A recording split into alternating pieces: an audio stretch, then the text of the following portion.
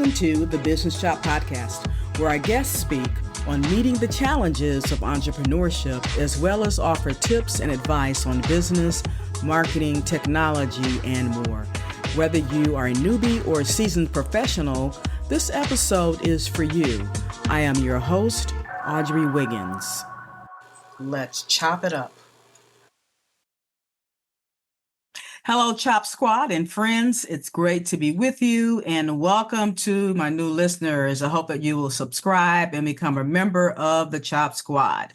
My guest today is Keith Ellis. He's the best-selling author and the #1 superpower coach in the world. He helps successful entrepreneurs achieve impossible goals. He reinvented the art of setting goals in his classic book, The Magic Lamp, Goal Setting for People Who Hate Setting Goals, which has helped more than 100,000 readers around the globe. Now, we're going to learn more about Keith and get into some questions on the other side of this message. Knock out your competition with Altogether Marketing. We elevate your brand. Take a stance with your business name, logo, the tagline, your colors, even the fonts for your business. And then jab left with your website, jab right with core values, back up with product experience, and bring it on with you. Visit altogether.biz and let us help you create a knockout brand. We're back now with Keith. And Keith, welcome. Thank you so much, Audrey. I am delighted to be here. Yes, we're delighted to have you. Now, a little bit more about you, Keith. Soon after, he was only the 6th employee hired by a tiny internet startup named Web Methods as their first vice president of sales. 3 years later, they went public in one of the largest software IPOs in history. Then he wrote the book that changed everything, Magic Questions 2.0. How to transform your life at the speed of thought. We're going to get into that a little bit more in our episode today. Now, Keith just published the first $10,000 book in history, 10 Times Superpower. I'm glad he's on my show. We're going to be good friends. I'm going to rub some elbows here with him. How to make the impossible easy. So let's get the whole title in there. 10 Times Superpower. How to Make the Impossible Easy, which reveals the secret to how he helps entrepreneurs achieve the impossible goals. And he's here with us on the Business Shop to share this $10,000 secret with you for free. Listen up, folks. Welcome again, Keith. Well, thank you so much. Wait a minute. Did I say for free? Okay, let's... we need to start again, okay? Okay, and he's here on the Business Shop. No, I am delighted to be here. Thank you so much. Oh, yes, definitely. You are welcome. So let's dive in here and let's see. What am I going to ask you first? How about this? What makes your book worth $10,000? So, we've all read books that are worth $10,000. Okay. But we didn't pay that for them. We got them from a friend or we checked them out from a library, but they changed our lives. They were really powerful influences in our lives. So we've all had that experience. When I was writing this book, I was putting together several things that I'd been working on for years and teaching for years and had been having tremendous results in my own life from these things.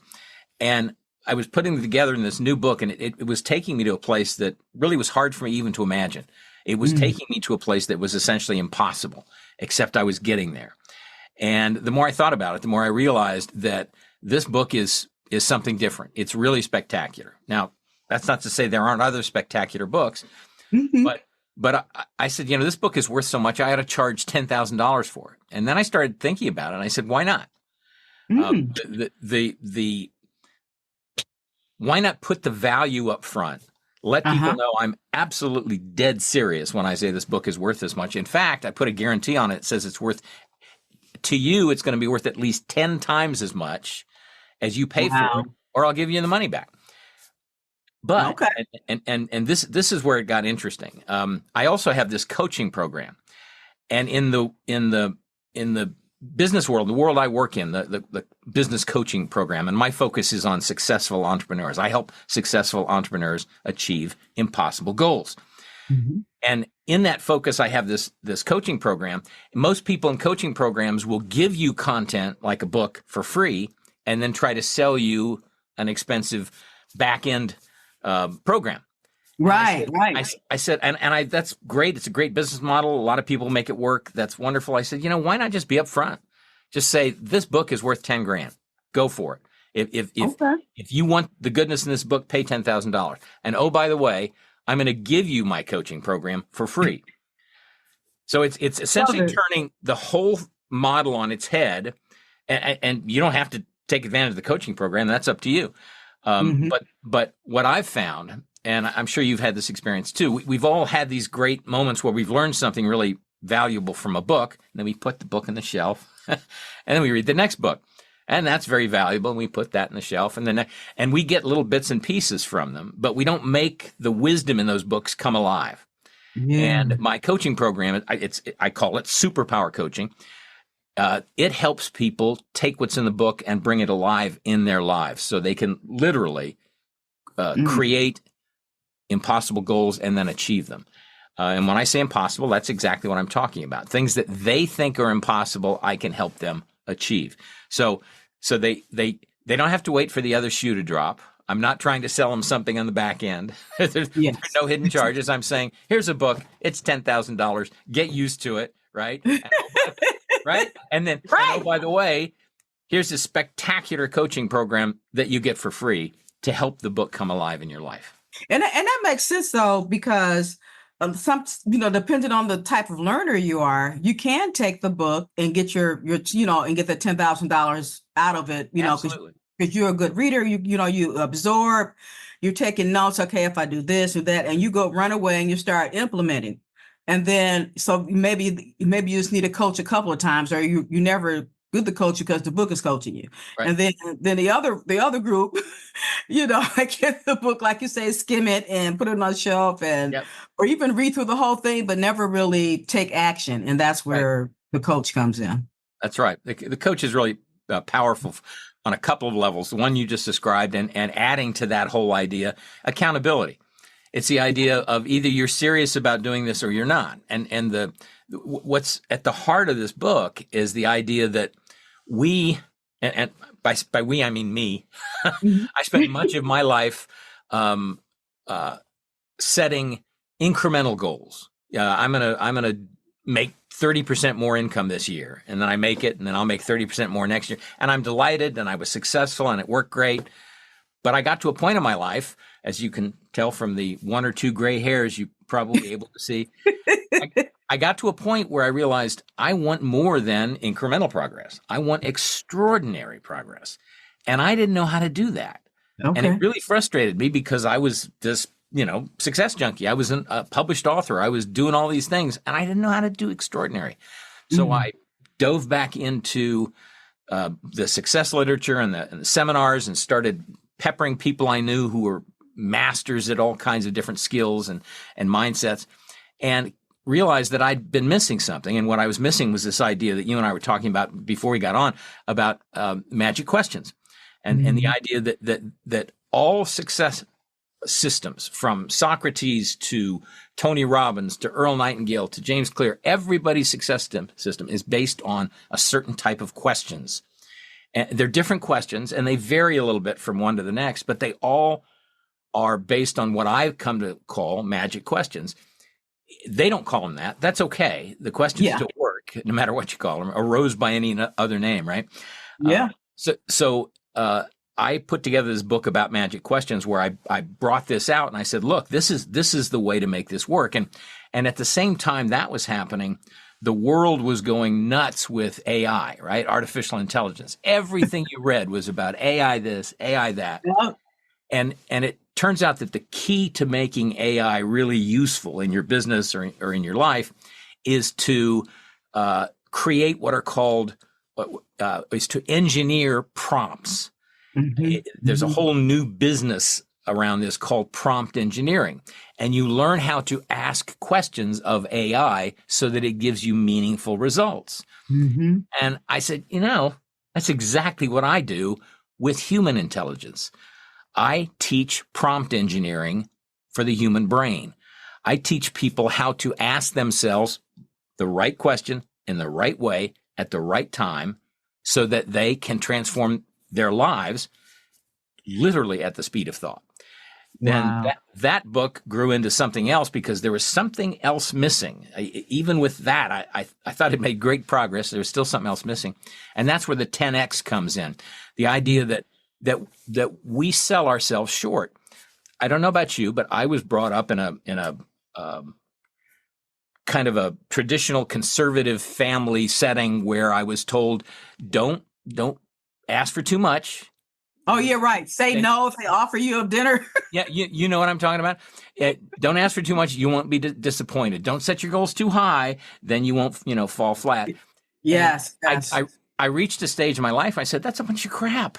Mm-hmm. That's exactly the wrong message to teach people at any age. And I realized that what happens is the brain does everything it can to accommodate whatever you commit to. So if you commit to an incremental goal, you'll get it, or it'll try to give it to you. But if you commit to an impossible goal, something you think is impossible, the brain says, "Oh, okay, I guess she wants that," and then you start working toward that. And what happens is we live in what I think of as an age of distraction, an age of noise.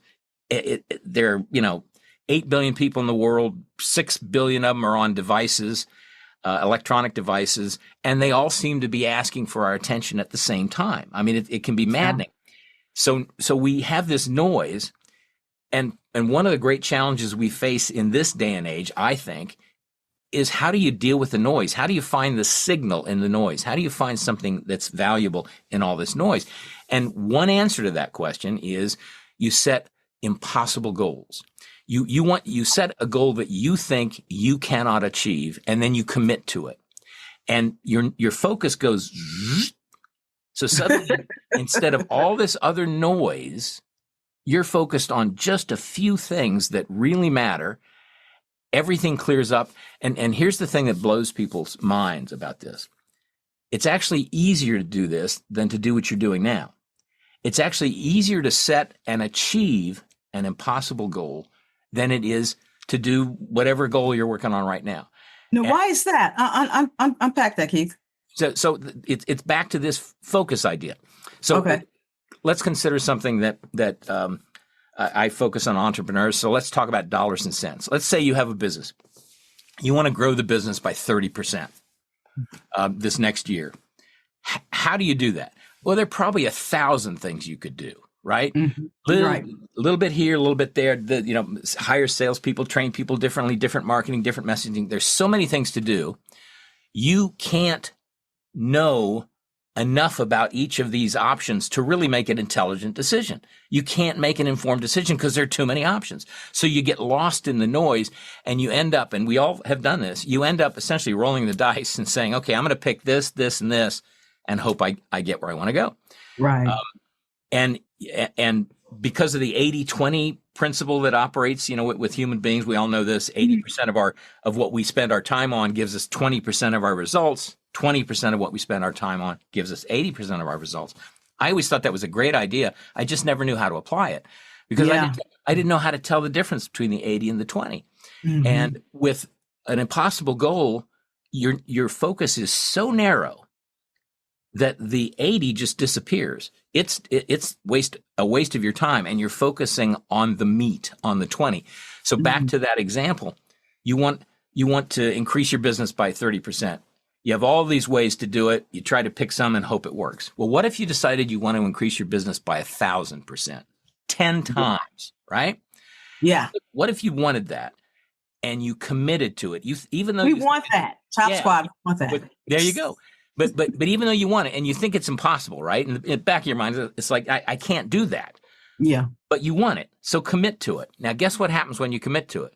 Your brain goes, oh, okay, I guess she wants that. So it says now suddenly you're looking not at 1,000 different things to do.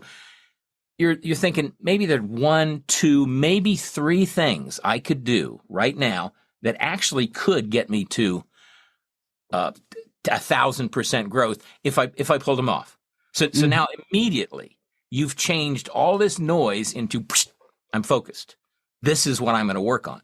So now your decisions are easier. Your focus is clearer. That's where the easy comes in.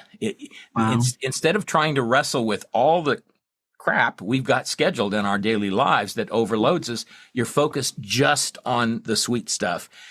And then you move toward that. Now here's the secret. And this is the $10,000 secret that's free. I'm moving in for the secret. And there you go. And you're going to hear this and you say, well, the reaction is, well, that's not worth $10,000 until you realize, well, actually it is. The secret is this. When you say something is impossible, what you really mean is it's impossible for you.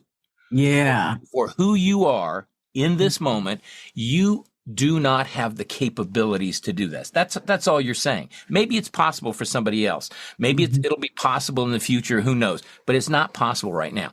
And the problem is, that's a perfectly valid thing to do, by the way, to make that determination. The problem is we end up getting lazy, and whenever there's something that's a little bit challenging, we say, that's impossible. That's impossible. I can't. Yeah. And what I'm saying is take the impossible literally. Think of something that you really want, but you really don't think you can do it. And if you set a goal and you say, I think I can achieve that, you're not being ambitious enough. You're not being audacious enough. Add a 0 to it, right? Set an impossible goal, commit to it, and watch what happens. And your brain starts thinking differently. But what happens is the way to reach an impossible goal, here's the secret, is to increase your capabilities. So what you were saying before is, I don't have the capability to do it. It's impossible for me, for Keith, for Audrey. It's impossible. I can't do it. What happens if you add to your capabilities? Well, you do that, and it's like climbing a mountain.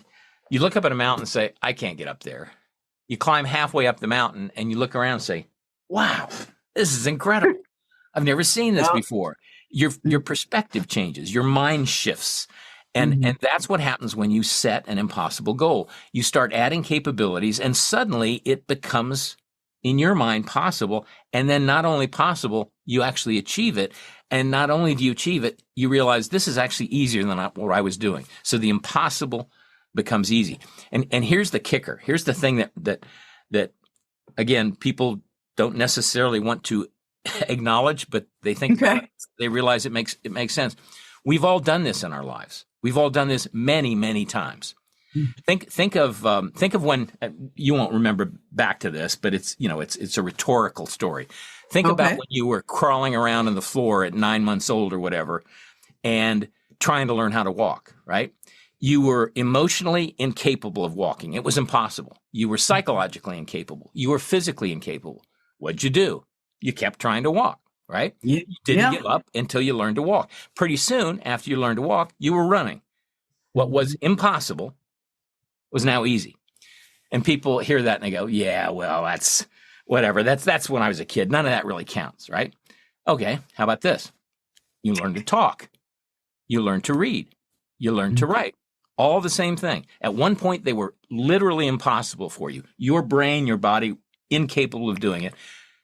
Until you added capabilities, and suddenly you could do it. People say, yeah, but that's when I was a kid. That really doesn't count. Okay, how about when you learn to ride a bike? How about when you learn to drive a car? These things were way beyond you, and then you did them. And so when I'm doing this in front of a group of people, there's always somebody in there that says, that still doesn't work. I mean, that's just, those are rites of passage. Everybody does that. I say, okay, in your life, was there ever a time that you were making 1/10 of what you're making now? And everybody goes, yeah, sure. I was selling lemonade. I was washing dishes. I was mowing lawns, whatever it was, shoveling snow. There was a time. At that time in your life, could you have looked forward to where you are today? And would it have been possible in your mind to be earning what you're earning today? And everybody in the room goes, no way. It would have been ridiculous. That's the point. You've already done this. You already know how to do this. And once you sort of open your mind to that and understand that this really simple process of committing to something impossible because you want it, right? Mm-hmm. You want it so badly, you commit to it. And then adding capabilities, which you know how to do, and then pretty soon it's not impossible anymore. You've done this over and over and over. And one of the exercises we do in training sessions is to get people to go back through their own lives and come up with some other examples of that, right? I come up with some sort of generic examples that we've all gone through one way or the other. And then they come up with the most amazing examples of when they've done that. And it tends to blow their mind. And they realize this actually makes sense. I actually can do this. And then do you want to hear the other gotcha that blows people's minds? Of course I want to hear. You're still going? Okay. I'm still here. Yeah. Okay. So when people commit to an impossible goal, almost the first thing they say to themselves is, how do I do this? And that's the wrong question. That's the question we've been asking ourselves our whole lives, and it works fine in many situations. But in this situation, when you're talking impossible, ask a different question. Ask, who can help me do this? So instead of saying how, you're saying who. Instead of saying what, you're saying who. Because what will get you to impossible is to add capabilities. We've already covered that, right? It always makes sense. Well, what's the quickest way to add capabilities? Find somebody who already has those capabilities. Figure out how to collaborate. And there's a right way and a wrong way to do that too. Figure out how to collaborate with those people. Here's where it gets really interesting. Maybe you start with one person. You're running a business. You're the front woman, right? You're the pretty face, the smart person behind it, the visionary that created it. You're the person people want to watch. But you really don't want to do HR. You really don't want to do spreadsheets, right? You don't really want to do marketing. You don't want to make sales calls. All those things are needed to grow a business, but you don't have to do them. If you buy into this idea of adding capabilities from someone else, you find someone else who wants to do what you don't want to do. Okay. And then you collaborate with that person. Maybe you hire that person. Maybe you have a consulting relationship. But here's where it gets interesting. Once you get this sense of the way to get to impossible is to find the right who's, right? The who's who can help you do these things that you either can't do or don't want to do. There's no limit to what you can do because there's no limit to the who's. With 8 billion people in the world, I guarantee you there's enough talent out there to take you wherever you want to go. You just have to find it. And, invariably people say, well, yeah, but, I hate doing this so much. I don't want to just dump it on somebody else, which is the way most delegation happens, right? Mm-hmm. We're afraid to delegate or don't really know how to let go. And I think that's but that's legit too, especially for an entrepreneur, because an entrepreneur thinks that they are the hottest thing at the dance, right? Because they created the business. They have the vision, they have the and they know that nobody else can do this thing over here that they hate doing. Nobody else can do it as well as they can do. So they don't want to let go of it. But that's the point. Are you really going to look me in the eye and say that you're better at doing something you hate than this person over here would be who loves doing it? I don't think so. No way. I think that's a big delusion. Yep. But then they kind of, just like what you said, they don't want to let go. So they cling to this idea of, well, who would want to actually do that? Again, 8 billion. Work with me on this. It's a big number. I guarantee you, if you can take the thing you like least in your daily routine, the stuff you do each day, look at your activities, you find the activities you like the least. I guarantee you that at this moment, somewhere in the world, somebody is doing that activity and loving it. Yeah. And what it comes down to is you build your capabilities by adding theirs. You make them happy. They make you happy because they're doing this thing that you didn't want to do. And guess what else happens? Here's the big benefit. You're free to focus on what you do best. You're the visionary founder or whatever role you see yourself. I think of this as casting a movie. Okay. You're the director. Mm-hmm. You can be whatever you want in the movie. You can stay behind the scenes or you can be the star. But you figure out what role you want to play. And then you think of these who's as roles, right? What role do I want this other who to play? And then you look for somebody who wants that role, just like you would as a director. You don't want to find the person who goes, nah, I don't want to act. I don't want to be that person. I don't want to be the bad guy. I want to be the hero. You don't need that person. Right. What you need is somebody who wants to be that in that role and wants it so much that they show up in character every day and they're just ready to go. Then you start having this thing that just expands with no limits. Wow. I love that. So that's different from our conventional wisdom. That's awesome. It is. It pretty much turns conventional wisdom on its head. And it takes not everybody's ready for this. Only a percentage of people are ready for this because it shakes up their lives. And a lot of people fight change. You said it earlier, but clinging, the entrepreneur clinging to something they don't want to delegate because, they're afraid or whatever. Maybe they're afraid somebody else would do a good job, right? Who knows? Human beings are very complex creatures. Once you want something enough, it starts with what do you want enough to commit to it, even though you think it's impossible. Now, that's a bit of a trick for a lot of people. But once you get there, one reason it's a trick is because nobody's done it before. Most people haven't thought that way in their lives. Yeah. And now I'm saying, take off all the blinders, take off all the limitations. I'm not saying, what do you want to do that's a little bit better than what you're doing now? I'm saying, what do you want to do that's impossible, but you want it? In fact, I've got a newsletter that I entitled, If Anything Were Possible, because it's such a great frame to put around any question. You can say, okay, what do I want my business to do next year? Well, I want to grow 30%. Okay, let's ask the question again. If anything were possible, what would I want my business to do next year? Now you go, well, I want it to grow 10 times. Bingo. Yeah. Now you're thinking the way you need to be thinking. So what is one actionable insight that you can leave us with? Had to boil it down, it would be to embrace the impossible, just what we've been talking about. Think bigger.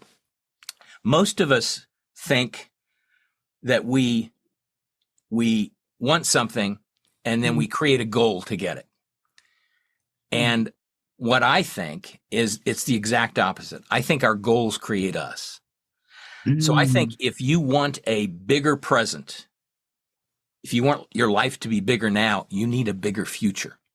And if you project to a future that is impossible, that is that big, and I sort of use the word impossible and 10x interchangeably, because 10x is something you can wrap your brain around, right? Take my business, make it 10x better, make my health 10 times better, make my relationships 10 times better, have 10 times more friends. Whatever way you define it, you can sort of put a number next to it.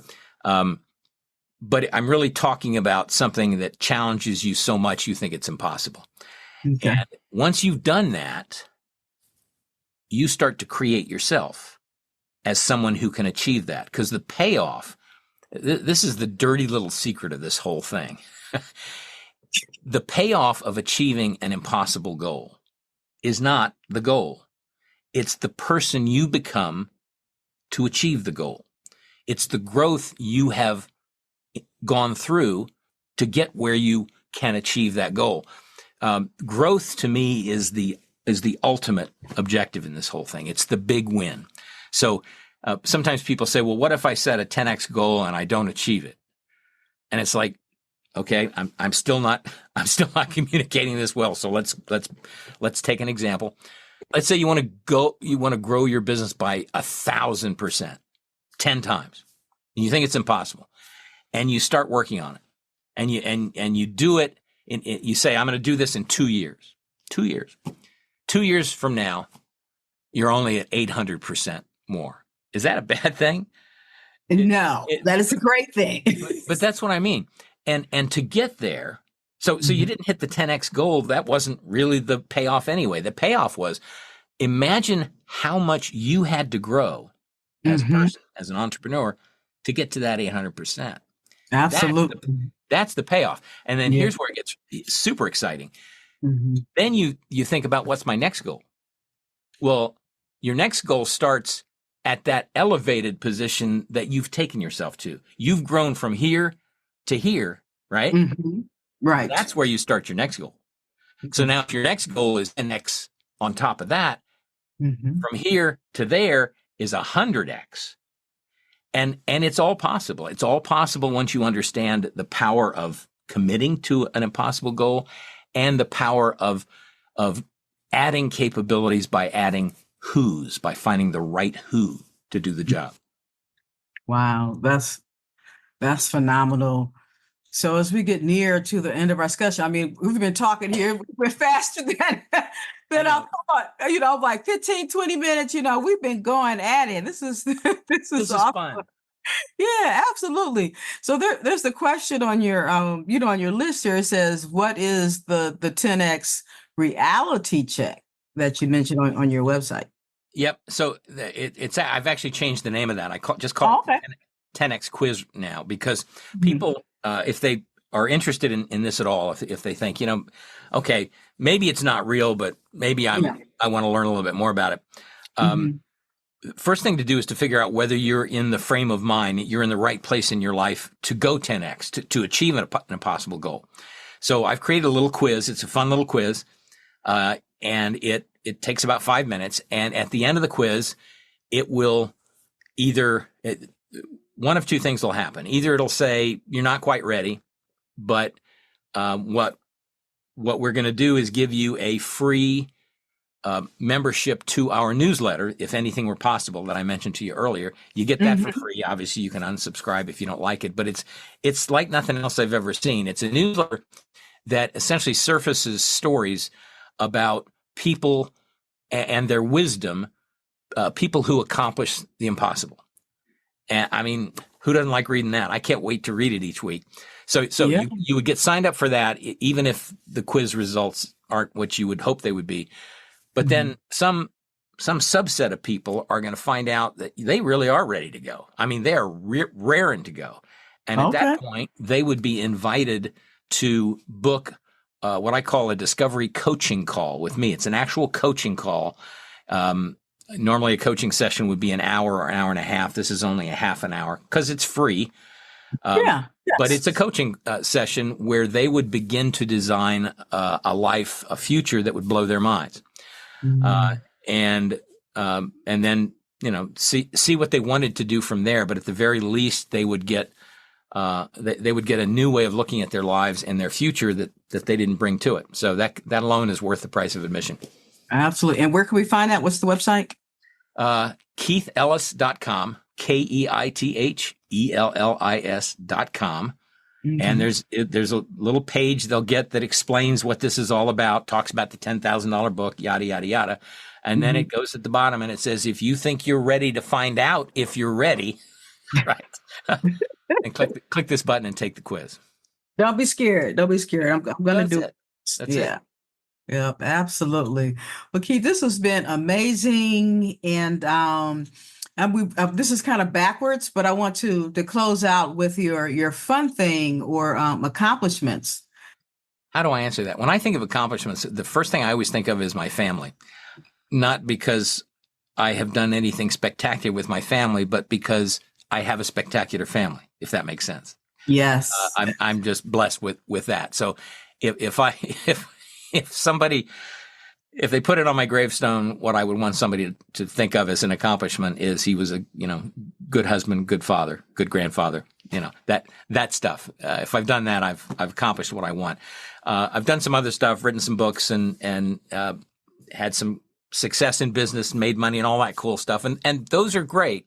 But even there, to me, the real accomplishment is what I was saying earlier. It's setting a goal and then becoming the person for whom that goal is possible. It's the growth. So I'm a very different person than I was even a year ago, and hugely different than I was 30 years ago. And those are accomplishments. That's the accomplishment that I'm most looking for. I don't know if that's a good answer to your question or not, but there you go. Hey, but whatever answer you give is the good answer. Is there we the go. great answer. Yes, definitely. Well, Keith, if there's nothing else, then we're gonna say farewell for now. And because the Chop Squad and I are gonna hop over to KeithEllis.com and take the quiz and see where we land. Terrific. Well, this has been delightful. Thank you so much for having me on. Yeah, you are so welcome.